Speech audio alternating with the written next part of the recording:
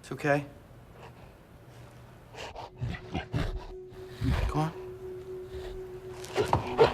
My job basically was to take, having got the script, kind of make a plan with the other filmmakers and my team back at Weta, and kind of come up with a way to best realize the film. And a big part of that for this project was figuring out how to take our performance capture technology that we'd kind of developed for Avatar, and we'd used over the years on King Kong and Lord of the Rings as well, and take that into the live action environment. Performance capture, as we call it now, because it's not just capturing motion, it's capturing the entire performance, is really, ultimately, it's a tool, it's a piece of technology, and it's really a bunch of cameras which records an actor's performance, much like a film camera records an actor's performance. It's just that what we were able to do on this film was to put both the performance capture cameras and the actual film cameras together on the same location. One of the challenges and one of the great things that what we got to do on this film was to take that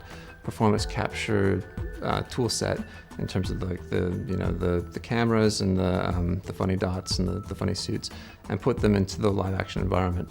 And that allowed us to get really good interaction between the human actors and the actors that were playing digital characters. When I'm acting in a role that uses performance capture technology, I'm just playing that character fully, and then the look of the character is then added on afterwards. We had to create apes that were in proportion and physically looked like the apes that we know in present day. So that kind of level of kind of detail had to really work. And eventually, way down the line, the visual effects shots start to come in, and you see Caesar being painted on top of, the look of Caesar being painted on top of my performance. So in terms of the acting part of it, it really isn't any different to playing a live action role. So getting everything as believable as possible was one of the big challenges.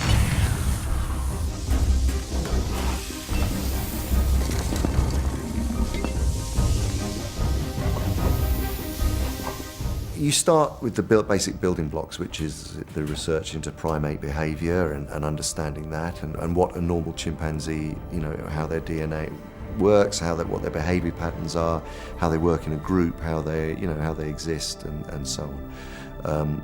And then you learn their physicality and all of the movement side of things. By nature, as Caesar, he was the leader of these apes, but as a cast member, he also led all of these other actors who were quite new to performance capture, and he gave them confidence and gave me confidence. When we're trying to create a believable, interesting digital character, to have such a good core performance to build from it's key.